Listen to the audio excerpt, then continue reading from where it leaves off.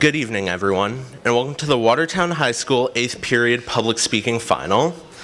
Now, if you were here a few months ago during the January final, you may have noticed that Mrs. Chatterton was the one introducing all of us and introducing this entire thing to you.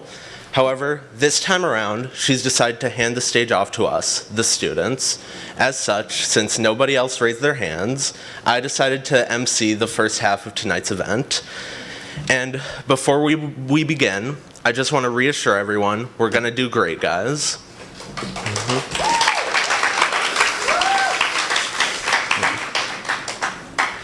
Our first speaker tonight is Matteo Mancini. To start with, Gabby and I are sorry for forgetting you in that one speech we did. Sorry. But this isn't about that. Despite his attempts to avoid this final so he could go to a concert, Matteo still came out today. It's always obvious how much work he puts into his speeches, and they are always well delivered. Please welcome Matteo Mancini.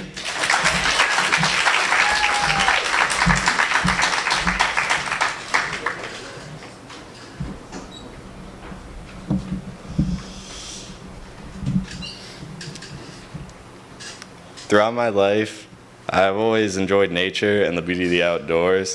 It has been a crucial part of my personality and growth as a person, much like high school. For this reason, I will today be comparing the years of high school to the seasons, because I like the seasons so much, and giving a reason for why I like or dislike each and how they correlate with each other. I will rank them from worst to best, ranked just on personal experience and how they make me feel. First, the worst of each will be sophomore year. Nothing really went wrong or was bad in my life, but it was just gray and boring. As only the second year of high school, there's still a lot of time to develop as a person, so I believe this is a very neutral time for me where I did not see much growth. Very forgettable memories, not my favorite classes or overall school experiences. While I not really see any of the years as bad, some moments are just boring and forgettable, much like times during the winter. I decided to compare this year to winter for its bland activities and the relation of just waiting for each to be over. Winter is a very neutral time with little growth and a dead environment. I have little to say about both these years, and this is because they're both so boring. There's no real positives. Second, ranked third will be freshman year. This is the year where everything is new and exciting, and where you create expectations for the future with such a new environment. There was so much beauty and fun memories in doing new things. Of course, in your freshman year of high school, you are bound to see growth, much like sophomore year. For my class, where things started to go back to normal after the years of COVID as well, which was exciting. I most closely relate this year to the fall. When I think of this year, I think of the fall around that school year. And the season is one where people start to look forward to the next year, and you see the beauty and the changing of the leaves and the scenery outside, and the evolution of the color, just like all throughout nature. I like fall, but I don't like it more than the other seasons, and I could say that it's the same for freshman year. While it definitely has more color and life than sophomore year or winter, still does not match up to the others. Third is junior year. This year has a big jump from the other two, and was hard to not put at number one. This year was refreshing and fun with a lot of new beginnings, and just made me excited for school and to do things after school. The weather outside was always really nice, and it just makes me nostalgic despite only being a year ago. When I think back to this year, I think about the springtime and how exciting and active it all was.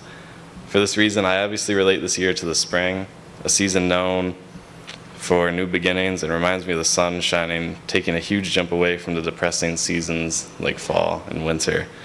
The spring is always where things grow and come back into the light, so I relate it to junior year for these reasons.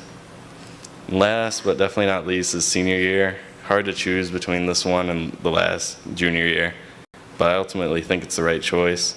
Senior year has always been it's been challenging, but also some of the most relaxing fun. A lot of big events and moments, just making memories with my friends and some people that I will not get to see a lot in the adult life.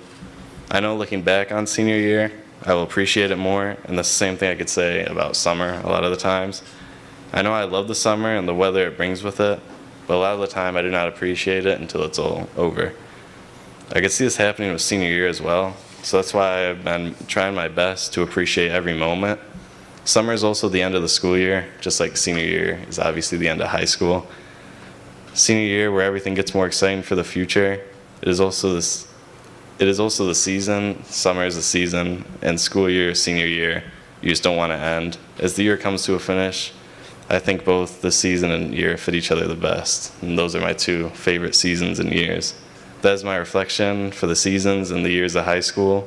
Thank you all for listening.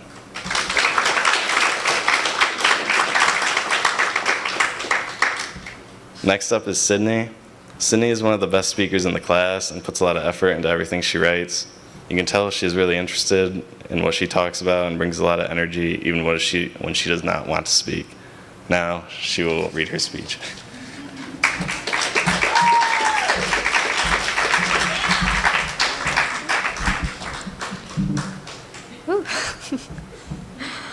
All right.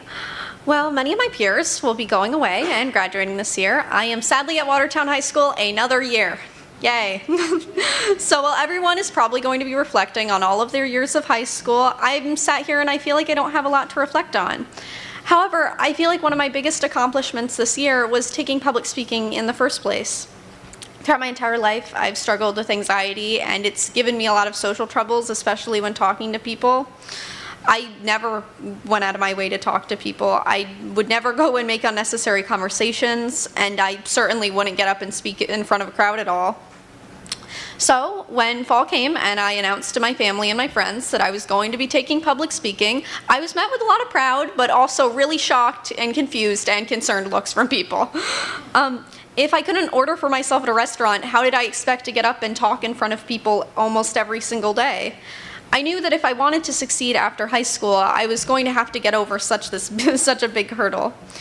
Going and preparing my first speech, I was so anxious. I was filled with anxiety. I had written a pretty personal speech, in my opinion, for my first one.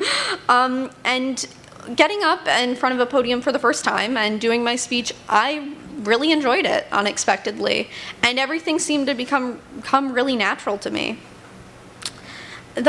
And I came to the realization that I don't think speaking in front of people is as scary as I necessarily thought. And after that, I gained a lot of confidence and some new friends and a lot of good writing and speaking skills.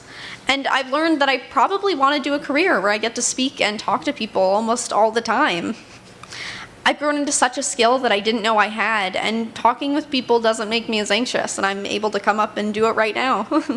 I'm really grateful for the experience that I've been given this year, and I want to thank all of my peers and Miss Chatterton for all the nice experience that I've got this year. You guys have really helped me grow and really prosper in it, and I want to thank everybody for coming out and supporting me, because this is how I know that this is really what I want to do for probably the rest of my life. So, thank you.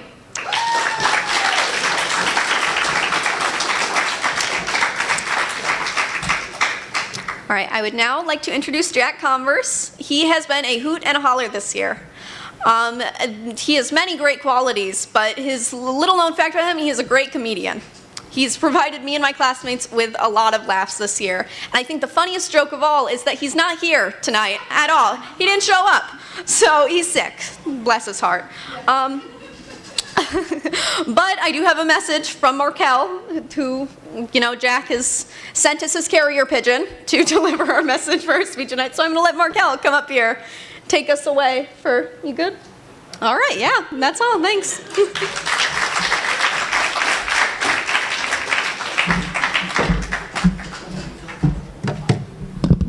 Oh, Jack. Okay. Jack leaves a message that this was his favorite class ever he'd taken in high school. He also says it's the best decision he ever made in a while and enjoy his cookies. And he wrote a small intro for KK. He said, next up is a young, talented man, a man I'll call one of my brothers, Kamori Richardson.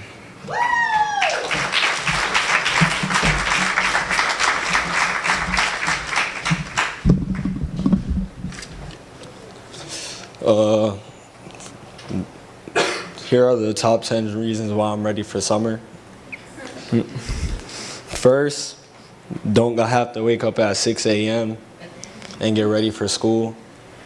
Second, the beach, hot, really hot, and you can swim. Third, don't have to eat the school lunch for like 2 months, and you can stay up late. Fourth, the functions, the hangouts with friends all through the night. Fifth, playing basketball, going to different places like Penn State, New Jersey with my AAU team. Sixth, summer league basketball with the school, with some of my friends from school. Seventh, don't have to worry about people telling me to get off my phone. Can be in the AC and a hot tub. 8, just don't gotta be in school in general. It's very exhausting all the time. I would say some students would agree. 9, the longer daylight hours gives more time and opportunities to spend outside. 10, vacations. Doesn't everyone love a good vacation? I know I do. It's a great time to get away and enjoy yourself. Thank you.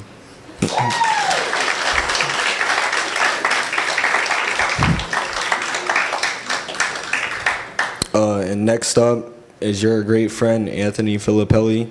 Always comes to class with a smile on his face. Also gives great feedback for speeches. A great hurdler and jumper for track and field. Here comes Anthony Filippelli.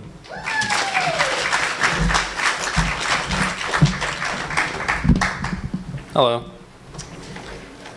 When I was younger, I went to a school that only went up to 8th grade. I remember looking at those 8th graders as a 1st grader and thinking about how old they were and how they had everything figured out because they were basically adults. Now, being at the very end of my 12th grade year, I realize how wrong 6-year-old me was. I have changed a lot through my time in school, and I've realized the only thing I am in control of is the pursuit of being my best self. I'm going to share 5 experiences that have shaped me into who I am. Firstly, it is becoming friends, and in some cases, best friends with people I never imagined I would even talk to. When I started school at Watertown, I was at Case, and I had some friends starting out, but everyone felt so distant to me. I met new people, but mostly stuck to myself. There were people in that school that I thought were so popular and scary, but I was just Anthony, so why would they want to talk to me?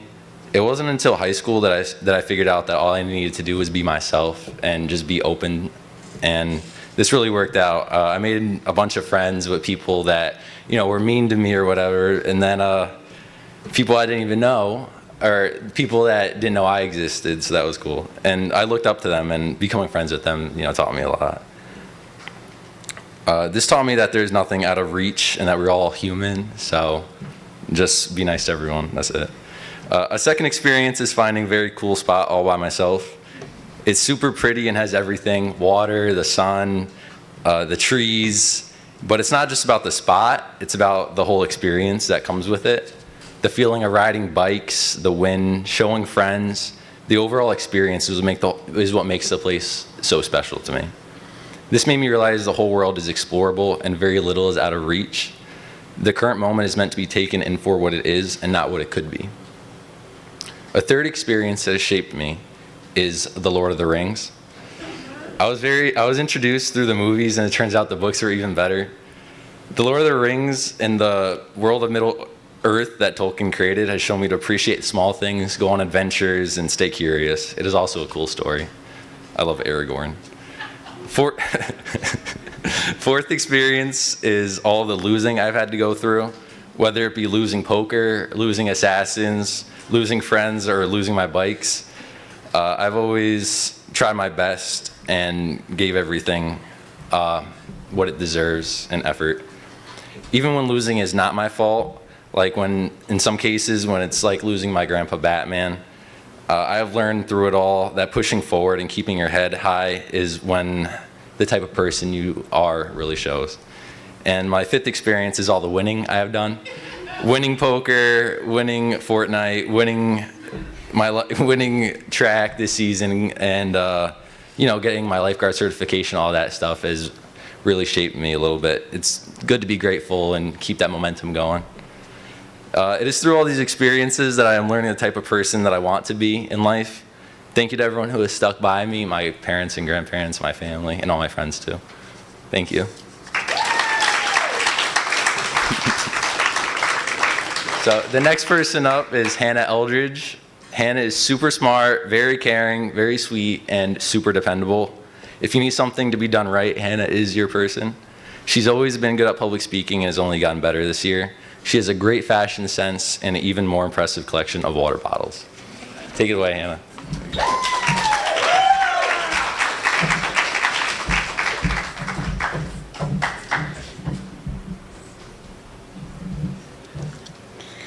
My favorite colors are light pink and navy blue. They are opposing colors but go quite well when put together. One light and pure, the other dark and serious. A person can have multiple sides. They can be sweet and turn around and be mean. They can be professional, and you could also see them at the grocery store in their pajamas. But my favorite colors are light pink and navy blue. Neither a representation of good or bad, but rather a representation of me. I am a perfectionist and I hate making mistakes. I put on a facade that nothing bothers me so that those who know me on a surface level can never see my emotions. I want to be the best at everything I do, even though that is impossible. I still try every day. I hate talking about myself. I like to learn and prove that I'm smart, and I hate receiving bad grades or failing. I try to stick to only my strengths so no one knows what I'm not good at. This side of myself can be exhausting. I never give myself a break to not be okay or to mess up. And if I do make a mistake, it's hard for me to recover. I base my entire value off how close to perfect I can be in what I do. This side of me gets in my own head and feeds me lies about my worth, making it hard to stay in a good mood when trying something new or different. But I have somewhat mastered how to remain indifferent to others. I keep a straight face while my mind races. This is my navy blue, who I am to strangers and acquaintances. There is a smaller side to me, though, that not many can see or work their way through the darker shade to get to. I am excited to try new things, completely different from what I am naturally comfortable with. I want to show my emotion, cry when I'm happy or sad, or laugh until my stomach hurts. I want to be hugged and complimented. I don't want to feel the need to defect anything personal. I want to be okay with making little mistakes, and I don't want to tear myself apart after each one. I want to go to sleep at night without replaying each time I could have done something better or said something different. I want this speech to be easy for me, like all the others have, but I rewrote it 3 different times. I want to be vulnerable and let others in, but I get shut down quickly. My light pink is easily clouded by the navy blue when I express an emotion and am told that there is no reason to worry or stress, or that there are much bigger issues in the world than mine. I let others' opinions impact me so much that I have learned to only be hurt on the very inside so that not a single soul can see. I like the color light pink a little bit more than I do navy blue, and I'm sure you can see why. There's a perfect balance that someday I will achieve. My goal is to be perfectly imperfect, to find my way through the navy blue a little bit easier than I can now, to be personal and show emotion but keep the balance. I want to be professional and personable. So this speech is my light pink, and I thank you for listening.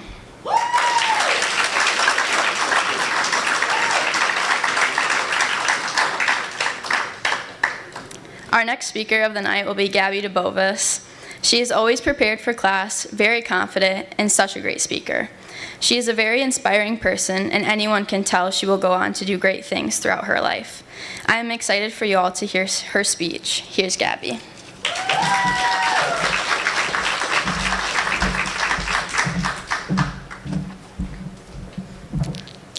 I have wrote this speech now 8 times. For all of you listening, you would not know that. But I've written 2 full pages of different topics 8 times. Even though I wrote so many, I hated every single one of them to the point where I deleted them. I learned something out of this. I worked myself way too hard. I knew this already, but this really solidified the extent. I learned out of writing 8 speeches, this one being my 9th, that nobody will actually be disappointed in me if it's not perfect. Ever since I was a kid, I overworked myself. I wanted to actually go somewhere with my life and leave Watertown. During all this, it's a hard thing to do when everyone around you seems to not care about these things for themselves or the people surrounding them. I pushed myself to my limits frequently, but it did not actually show till high school. In high school, I used to try so hard so people did not see me as the people I live with. I wanted to be a hard worker and have something to show for that. It was not until junior year that I seriously pushed myself to my limits. I went to competition, I went to state conferences, I even got awards every other month. But that's not important because I drained myself. I took what I could do way too far and successfully achieved burnout. Around December in my junior year, I was struggling. I was frequently tired and constantly irritated at someone because I pushed myself. I was both mentally and physically drained. I learned to slow down, that I do not need straight A's to be successful. I do not need awards to prove what I thought would prove my worth. I got better when I started senior year. I did not push myself like I did the years before. I just do my assignments as they come, and if they happen to be late, it's all okay. Last year, I would freak out if an assignment is late, but this year I'm writing the speech multiple days late because I know it will be fine, and I do not need to push continuously to prove something. I do not pressure myself as much as I did last year, yet I still accomplished what I did last year and more. I learned to take everything slowly, and that it is okay if something is late. I learned it is okay to take a day off for yourself and push work aside. I learned awards do not prove your self-worth, and in the long run, they probably won't mean anything in 10 years. I am proud of what I was able to achieve in my 4 years of high school. I am not proud of what it did to my mental health along the way. An award does not change the quality of a book. Chris Van Ellsberg, thank you.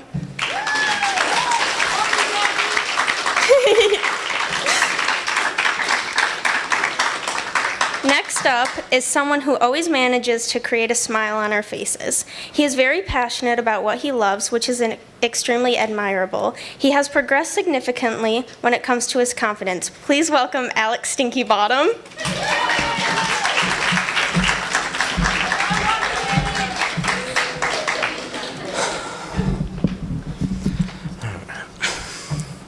For the longest time, I couldn't think about what to write this speech about.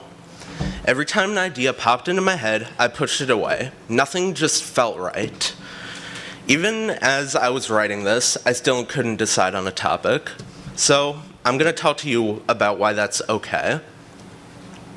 For these past few years of high school, and even longer than that, I've been somewhat of a perfectionist. But I'm also not.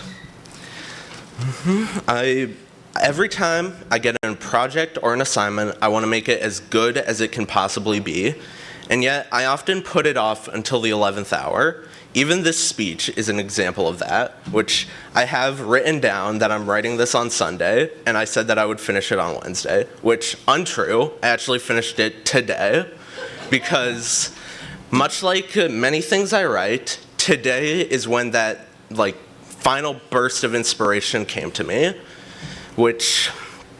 And that burst of inspiration was about how last night I was shaving my face when I wanted it to be perfect. I went through my face 3 or 4 times just trying to get every last bit of hair.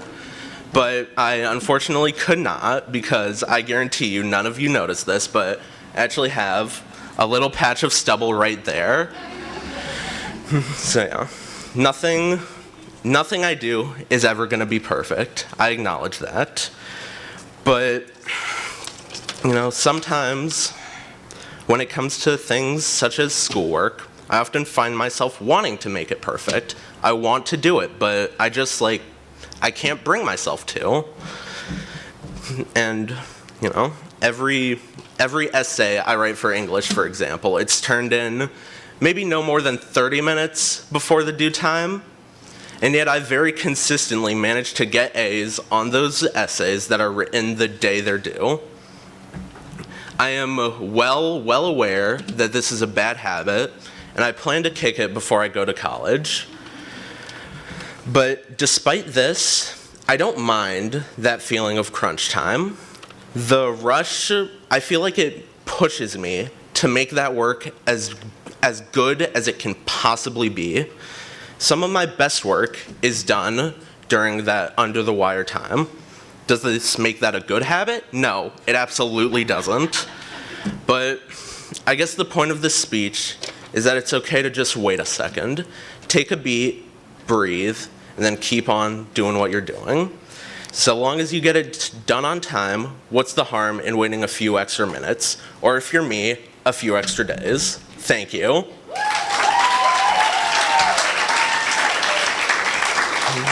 And now, don't touch that dial. The first half of our class final is over now. We'll be taking a 10-minute break.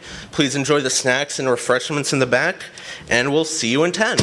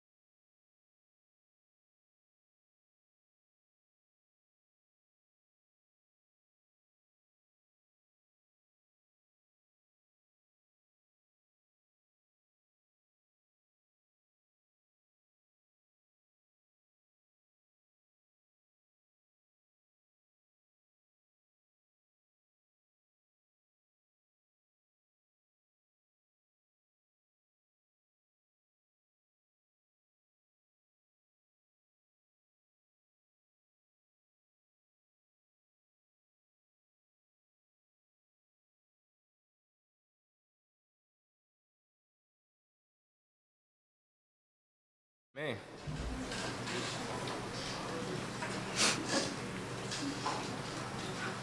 Hey! Shout out Cooper Bush. Now that I have everybody's attention, welcome back.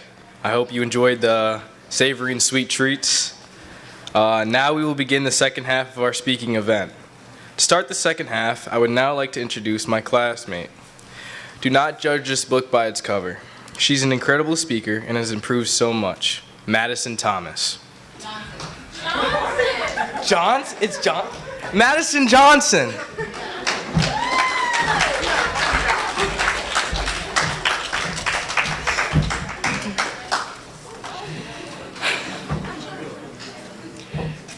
Hello everyone, thank you for joining us tonight. At first, I couldn't figure out what to write this speech about. But then while my amazing public speaking teacher, Mrs. Chatterton, was showing us last year's final speeches, it hit me. I didn't want to do just anything and call it good. I wanted something strong that could connect with others, and while also letting others know some of my journey towards better mental health, which led me here today. I moved to Watertown the summer of 2020. Originally, I was only supposed to be here for the summer visit with my dad. But my mother had made poor choices that left her homeless, and her boyfriend at the time was not safe to be around. So when I came to visit my dad here in Watertown, I ended up staying and continuing my schooling up here. It was a struggle and very stressful for me. In my eyes at the time, things were a disaster. I'm stuck in a new place with none of my friends and had no way to contact anyone back home. I was really stressed yet excited all at once because I had to find a way to say goodbye to my friends, but I was also excited to meet new people and change my scenery. In a way, I was ready for the change. In 8th grade, it was strange. I was in an unfamiliar place with no friends. I had spent most of my time at home because of COVID. I'm sure we all remember that one. Once I got to 9th grade, I had gotten used to a whole year with my dad's family. Things were okay. I was somewhat happy. There were negatives to living with my father and his wife, and kids of course, but I was content. School was pretty good. I was in my freshman year. I had made some friends in 8th grade that transferred into high school with me. I had a little circle of friends around me. Unfortunately, some of them I should have chosen a little more carefully. Freshman year was pretty good. I got a little more comfortable where I was. I branched out and started talking to new people and making new friends. Of course, I still kind of stayed to myself a lot, giving my shyness. My mental health wasn't too bad my first year of high school, but I definitely wasn't 100%. I fought a lot with my dad and stepmom, and the longer I was with them, the worse things seemed to get. Throughout the school year, I had begun to harm myself. After the school year had ended, I had a huge fight with my parents about me not seeing my mom while I was visiting in Ohio. But I went anyway and saw my mom. After my dad found out, he told me not to come home, so I ended up moving in with my grandparents. My sophomore year was a difficult year for me emotionally. About halfway through the year, I had been jumped by my two best friends. And on the same day, my cousin went missing. What happened between my ex-best friends and I was I said something, the troublemaker said something to the other friend, and they both got mad.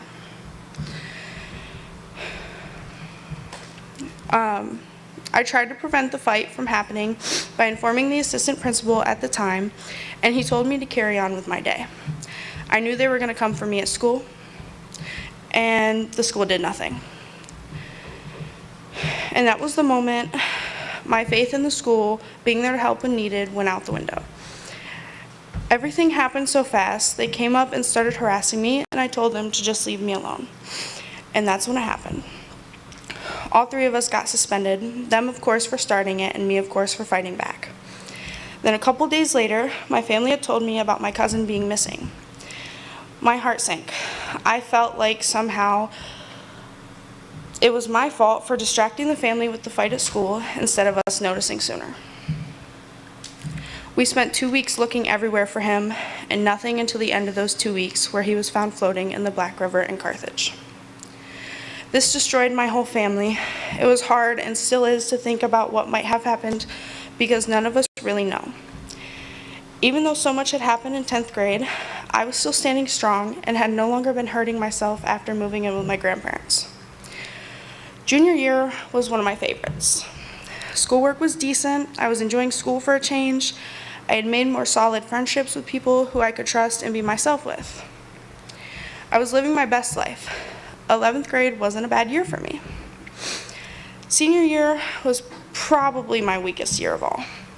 Most people say their senior year was their best and favorite year, but my mental health had hit its lowest.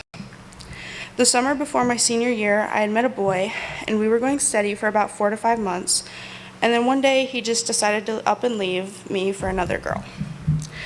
This hurt a lot because he made promises to me that I believed like an idiot. I opened up to him like I have never done for anyone before.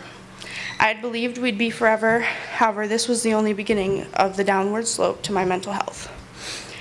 I knew I could get over him, I knew it would take time, but I knew I could do it no problem. It wasn't until a few months later in December that I tried to reach out to my dad about how I was feeling down, and by this time I was barely even bothered by the breakup. I was just sad with no explanation, which tends to happen to me from time to time. My dad went on to say some really mean and hurtful things. He invalidated my feelings and then started to accuse me of framing him for something my aunt had accused him of. He shattered me. He didn't try to help me in any way. Instead, it felt like his goal was to stomp me into the ground like a tent stake. I went to bed that night crying and didn't feel any better in the morning. That morning, I attempted to take my own life. Luckily, I got scared on the way to school. I told my grandfather what I had done, and we went straight to the hospital. They made me drink a charcoal drink, which was to help clear any poisonous chemicals from my system. And of course, they admitted me into the psych ward for almost 2 weeks. I got some help with my mental health management, and these last 4 years for me have gone up and down, but I've learned that if I distract myself with things and people who make me happy, I can live through this. The dark times may be with me forever, but that doesn't mean I have to be unhappy my whole life. Thank you.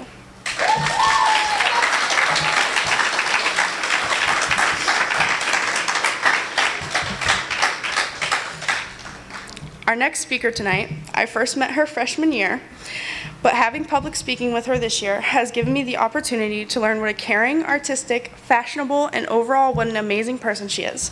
Please welcome Janessa King.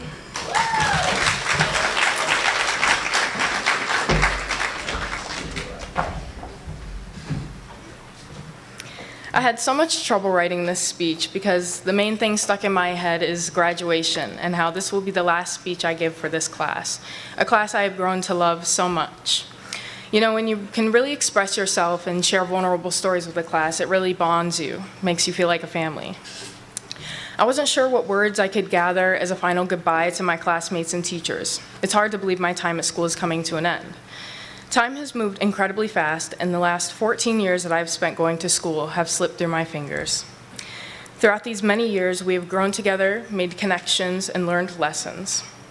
We've made memories that will last a lifetime.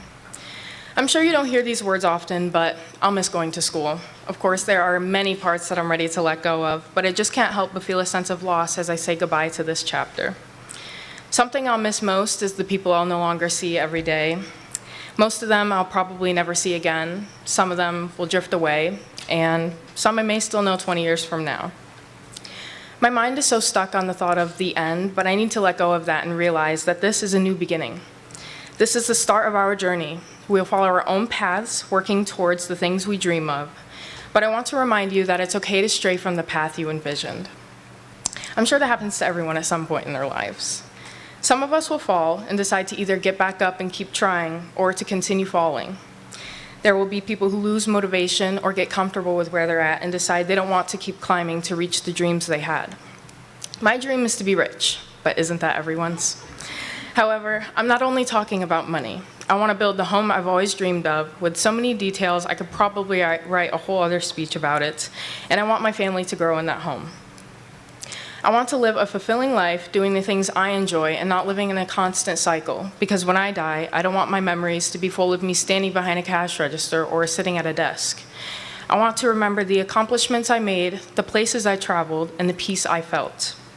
As I pursue my dreams, I will always think of the people I grew up with. They were once a part of my everyday life. I've grown to care for many of you in your journeys ahead. I want to see you all grow and succeed, whether we reconnect through social media or cross paths in the future. I hope we will continue to support and uplift each other. I'm not sure which social media platform we'll find each other on, but if you receive a random friend request from me someday, don't be surprised. Maybe I was stalking, maybe you came across my page. We'll never know. Sometimes the future seems daunting, but I look forward to what's ahead. I hope each of you will achieve your dreams as well. Thank you for the memories, opportunities, lessons, and friendships. Here's to new beginnings. Thank you.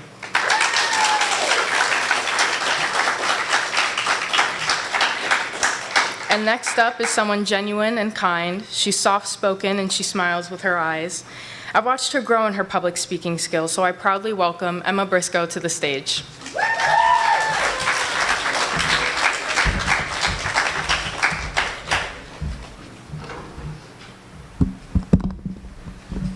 I have always struggled with social anxiety, and from first grade until ninth, I'd always been friends with the same people, so interacting with new people was a rare occurrence for me. I began high school in Wisconsin. Going back to school after COVID was a big change, not just for me, but everyone alongside me as well. I struggled severely with my social anxiety, and attending school became difficult. Towards the middle of my freshman year, I found out we were moving back to Watertown. I became more anxious at the thought of starting over in a place where I didn't know anyone. I was worried about having to make new friends while surrounded by strangers and what everyone would think of me. During the summer, we began our move back. Arriving here in Watertown was a new and exciting experience, but also overwhelming all at once. With the thought of a new school in the back of my mind, I struggled to pinpoint my emotions as I was feeling them all at the same time. Beginning my sophomore year at a new school was one of the most nerve-wracking things. I always did everything I could to avoid any social situations. During lunch, I did whatever I could to avoid going into the lunchroom, and it wasn't until around October to November when I finally got the nerve to talk to someone and make a friend. I thought having friends and the support of peers would help solve my problems until I realized I shouldn't be friends with these people. They had no goals or ambitions for themselves, and they were never really a positive influence on me. I decided surrounding myself with better friends would be my best option. Although this idea didn't seem very realistic to me, considering how hard it was just to find these friends, I knew it was the better option. I chose to wait until summer to start over. I felt it was the best thing I could do to avoid drama, considering the school year coming to an end. It would all around be easier. I was nervous with the idea of doing so, although I knew it was right. As I began my junior year, I told myself I would be more open to meeting new people and making new friends. At first, it was difficult for me to do so, as I was so adjusted to being quiet and keeping to myself. Opening up to new people was difficult, but so worth it in the end. Throughout my junior and senior years, I met some of my closest friends, Gabby and Kenzie.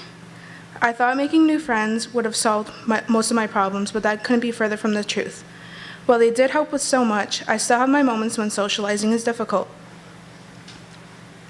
With Gabby and Kenzie, I've improved so much. Gabby pushed me out of my comfort zone, and thanks to her, I'm more confident in myself, and I don't worry nearly as much what others think of me. I used to be so deeply insecure. Watching how she interacts with people and how confident she truly is has rubbed off on me, and I'm so thankful for her. She has become such a major piece of my life. She's always there, tells me my rights from my wrongs, and is never afraid to tell me the truth. If I had never met Gabby, I wouldn't have grown nearly as much as I have now. Readjusting to life without her is going to be difficult, but I'm so happy she has the chance to get away and pursue her dreams. Although I just met Kenzie this year, she has impacted me in so many ways. At first, I didn't like her too much, but with time, I realized she really allows me to be myself. She never stands me up, supports me through everything, and never cares to judge me. I have grown so close to her this school year. We've gone through new, scary, and exciting experiences, good times and bad.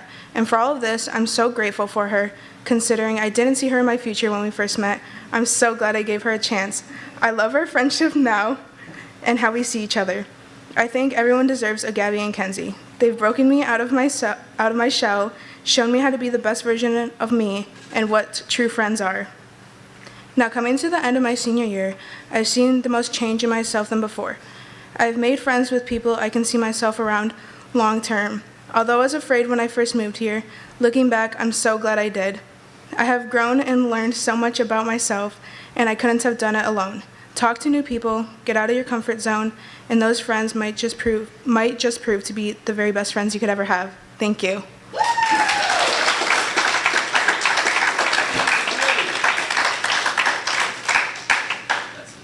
Our next speaker is Matthew Ryer. He has been a great addition to our class. He's so sweet and loves to see people smile. Here he is.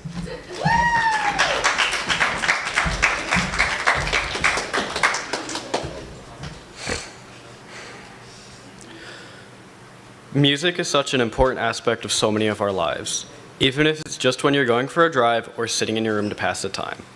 I believe the meaning behind songs can have such a huge impact on how we think about the world around us, or something more noticeable is how it affects our feelings and emotions. I love listening to the meaning behind songs. When I was a freshman in high school, I was heavily influenced by my friends. I wasn't truly enjoying my life. I felt like I had to fit in with the kids around me, and it had me feeling very indifferent. I felt like I was always upset, and I didn't know why. But then I realized halfway through my sophomore year that forcing myself to fit in with these kids I'll probably never see again after high school is making me feel unhappy. So I started to find things I genuinely enjoy, and one of those things I enjoy is music. Music helped me realize that fitting in isn't what will make me happy. I need to be myself and do what I enjoy. If it wasn't for the song Cigarettes Out the Window by TV Girl and its message of being trapped in a bad relationship, I never would have changed. Because like the girl in the song, I felt trapped in my own life and the relationships that I've made. My junior year of high school was a year of transitioning. My mother recently moved back to Watertown after a long time of living in Virginia. I was forced to move back in with her and her husband, who I didn't get along with the best. It led to me struggling with school because I was dealing with so much, but the only constant in my life at this time was music. The songs I listened to never changed. It helped me through so much. It kept my head on straight when I was listening to music. It helps me feel calm. It was the only time my mind wasn't going a million miles an hour, and I was actually able to get schoolwork done. My grades slowly started to improve, and I passed my classes. My senior year so far has gone without a hitch, and music is still so important to me. It helps me connect with the people around me, and it helps me focus when I'm struggling. That's it. Thank you.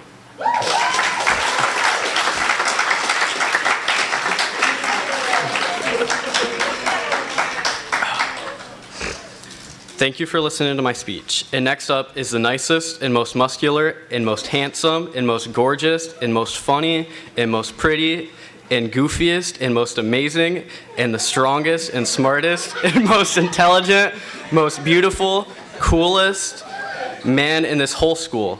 He's always kind no matter the situation. Markel Jefferson.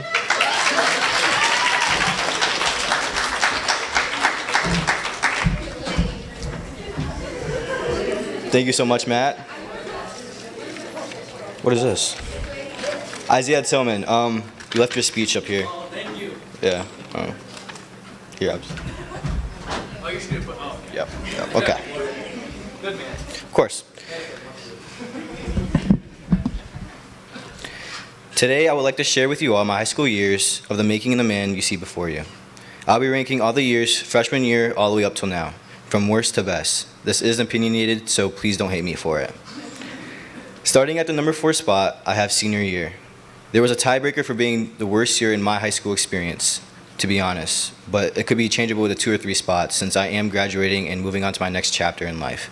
Yet at the same time, that is a scary thing for many people, including myself. But my evaluation all came down to this: college classes and college prep. You have to worry about all the deadlines, all the college applications, scholarships, and then where you're going to for college. I stressed about the amount of scholarship essays and projects and speeches and even finals like this one. You can even ask my other classmates or family. But after graduation and all the graduation parties, it should be a very nice refreshment. At number 3, I have freshman year. This year was pretty solid in my opinion. I was meeting new people, making new friend groups, but my school was a bit too easy though. I was bored half the time, so I just sat on my phone scrolling through TikTok and playing games. Also, it was the year that we still had COVID and we still had to wear masks, so it wasn't any eventful things going on. But that summer going into my sophomore year was the best. I spent almost every day hanging with friends, riding my bike, or playing basketball with my best friends in my grandparents' backyard on the broken 20-year-old basketball hoop. Shout out Rockmon, by the way. At the number 2 spot is junior year. This is when you really have to lock in for school. Since I didn't do BOCES my junior year, it was a year of experimenting and adventuring. This year felt like it flew by in a blink of an eye, but that's a good thing since it was eventful. There were many ups and downs this year, and when people tell you that chemistry and trigonometry are pretty easy and it's their favorite subject, run the opposite direction. They're psychopaths. I enjoyed this year because it was a year where you start to get an idea of what you want to do in the future, and you try to achieve that by making some decisions. I first wanted to work in the real estate and work on houses, and I just scratched that and threw it in the garbage. Then I learned more about the medical field, and I made a decision to apply to the BOCES program, New Visions. In my opinion, it was a great choice because I was able to learn more than I thought, and I grew my interests. Now at the number 1 spot, many people may think freshman year is the best or senior year, but sophomore year is far superior to any other. You don't get called out for being a freshman or fresh meat, and you are already halfway through high school.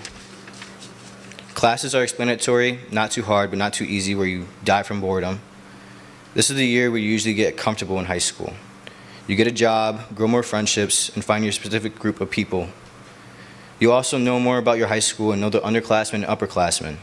For me, it was a year that changed me. Freshman year, I was in any of the smarter classes and didn't stand out too much. Barely anyone acknowledged or knew me. Sophomore year came around and I grew some popularity. I moved up to varsity for football, and even though we were terrible, I personally think I played well.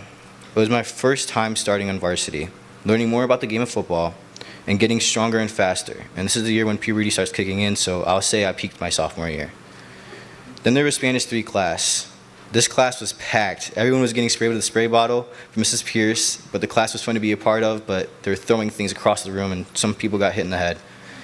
There was also the living environment class with Mrs. Wright, and we were able to do fun experience, and I remember competing with Jack. We had to do this DNA strand, and we'd make it as long as possible, and me and Jack tried to do that, but we didn't have a winner because both of ours broke halfway through. I would also like to share a quote. Jermaine Lamar Cole once said, "There's no such thing as a life that's better than yours." As we live our life full of virtues and values, we often look to others for inspiration or comparison. This quote made me realize that we all have lived different lives, and there's nothing that can make us happier than living in the moment and loving ourselves. At the end of the day, we all have a unique journey, and that is something to be proud of. It is something special. I also have a little letter of advice to you all listening. Hold on, just let me. No one realizes how much they can change, not just on the outside, but deep down. The way you think, the way you carry yourself, the decisions you made back then. Some of them you beat the old you up if you could, because now you know better. Sometimes you wish you can go back and rewrite a few things, but other times you wonder if you lost something along the way. That edge, that focus, that fire, even if it came from a bad experience or trauma.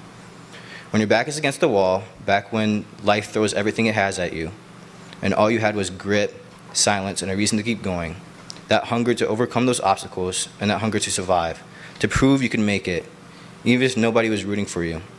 Sometimes I catch myself thinking back, not because I miss who I was, but because I wonder if I lost something in the process. We'll have something special, and that special thing is life. So dedicate your heart to something you love, because a heart can ache if you don't listen to it. That's why everything we love comes from the heart. A heart can beat just the way life beats you up. If you stop living, then your heart stops beating, and that's not just a metaphor. Unlike an injury, there's no medicine to a wounded heart, and sometimes it never heals. So take care of yourself, as the meaning of love can be the medicine for your heart. Thank you.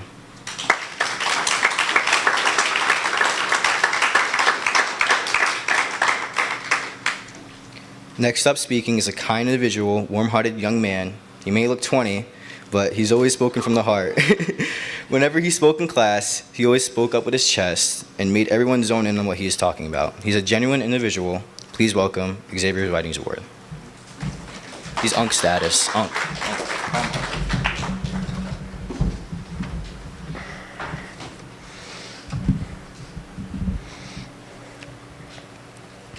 Good evening, everyone. Tonight, I want to talk about something we all experience but often struggle to express: the ache of missing someone. It's a feeling that catches us off guard. Maybe it's a scent, a song, a memory, and suddenly we're transported back to the moments we shared with that person who is no longer with us. Recently, Andrew Garfield shared a prominent moment on Sesame Street with Elmo, discussing the loss of his mother. He said, "That sadness is kind of a gift. It's a kind of lovely thing to feel, in a way, because they really mean something to you." These words resonate deeply. They remind us that our sadness is not just a pain. It's a reflection of the love we had, the connections that shaped us, and the memories that you continue to live with you. When we miss someone, it's because they just meant something. And as Gaara once said in Naruto, it's not the face that makes someone a monster. It's the choices they make with their hearts. And when our heart chooses to love, even at the risk of pain, it's a beautiful human thing. Missing someone is the price we pay for that choice, and boy, is it worth it. This perspective transforms our understanding of grief. Instead of viewing it solely as a sorrow, we can see it as a bridge, a connection between the past and the present, between now and then. Our memories become a source of comfort, allowing us to celebrate the lives of those we've lost, even as we mourn them. In Bleach, Ichigo said, "We stand in awe before what we cannot be seen, and we respect with every fiber of our being that which cannot be explained." Grief is one of those things. It's not logical, and it's not very easily understood, but it demands our attention, and through it, we feel the magnitude of what someone meant to us. And sometimes, the people that we miss are still here. They don't leave, or they do. But something between us has changed. Maybe it's a relationship that has faded, a connection that has been lost, or life simply has you moved in different directions. That kind of missing carries its own ache. It's a different kind of grief, one that mourns not a person's absence from the world, but their absence from your life.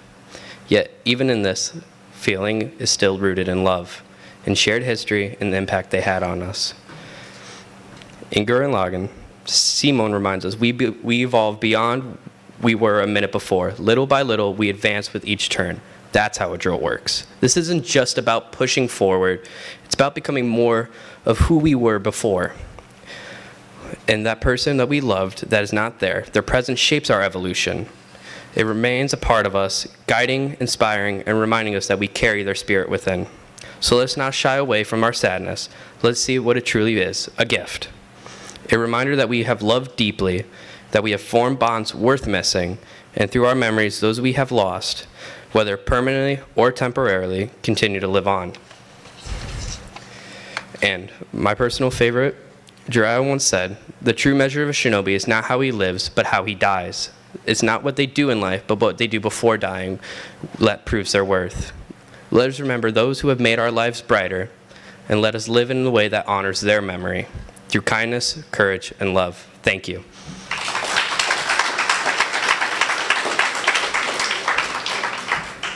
Next up is the man with the best fashion sense, a Golden Bat winner, a phenomenal first baseman. He hit stingers both on the baseball field and in public speaking. Here's Jadier Sanchez.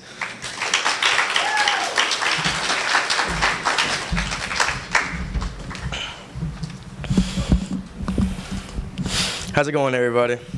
Today, I'm going to share my personal growth throughout freshman year to my senior year of high school. My beginning of high school started off as any freshman, nervous but excited. I wasn't a bad kid, but made some wrong decisions looking back. I was happy with my so-called friends that I paid more attention to, making them laugh, than listening to lessons or studying for quizzes or tests. The more I understood how important school was, the more I matured. I realized that having friends is good, but achieving your dreams and being self-aware is better. As I reflect on my journey from a freshman to a senior in high school, the difference in my maturity and personal growth are noticeable. When I first stepped into high school, I was filled with excitement, but also a sense of worry. The hallways looked big, and the upperclassmen looked a lot older. I found myself overwhelmed by the new environment, finding my classes, and getting ready for a heavier workload, trying to fit in with my classmates. My priorities were often scrambled. I focused more on social status and fitting in rather than my academic goals. One of the biggest things has been my mindset regarding work and timing on assignments. I've learned the importance of dedicating my time wisely, which has made a significant difference in my academic performance. I've learned the importance of dedicating my time wisely, which has, sorry about that. While my school habits haven't changed drastically, I have become much better at writing, which has helped me express my thoughts more clearly. I've developed truer friendships, which has made my high school experience awesome. I feel more confident now than I did as a freshman, and I've learned to handle stress by breathing in through my nose and out through my mouth. I realize if you don't do anything, nothing will change. Thank you.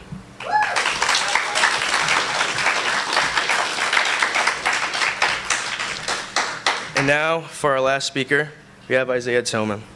He's a childhood friend of mine, a dual sport athlete, and a very solid person overall. Give it up for Isaiah.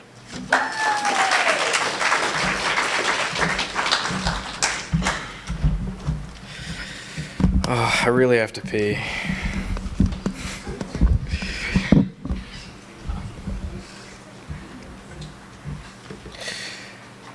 To win and to keep winning. That is the goal. I've always believed that there's a big difference between losing and failing. Failure. I have failed many times. Failed to get out of bed on time. Failed to do my chores. But in the context of sports, I have never wanted to fail. I believe that failure is being unprepared, to fall short because of circumstances that are in your control. To lose. To lose is to not complete the set goal. To realize your shortcomings and weaknesses and get better after the fact. To try again because life is effort. And in life, you only have one thing, and that's what you give. So please give everything you've got. As I stand here on this stage, I'm in denial. You see, I've played football for so long. It's my first love. There's no doubt about that. One of the only things in my life I've been passionate about to give everything to. My time, my effort, my body and soul. On that field, I poured my every being. Thank God I got to wake up and hit somebody. But it's over now. No more big stops. No more cold games where I can't feel my feet. No more running until Cooper Bush pukes. No more parties on the bus after a win. And no more hearing the inspiration of my father's voice. As my final game ended and our team came together, I did not cry. I watched many strong teammates cry and cry away. Some seniors and some sophomores saying goodbye, but I did not cry. And though I could have screamed and dropped to my knees, letting the sharp pain in my throat swell up, no longer holding back my tears so hard. I could have cried, but I didn't. Maybe it was denial that this was my last game. Maybe it was pride. But I stood tall. I was proud because we didn't fail. I didn't fail. And because this game gave me so much. Friends here today that will be there for me always. Lessons I know I couldn't get anywhere else. But most importantly, how to take a loss. Unfortunately, we lose so much in life. Loved ones, family and friends, jobs, our phones, and our wallets. Learning how to lose will never be easy, but life will always be hard. Thank you.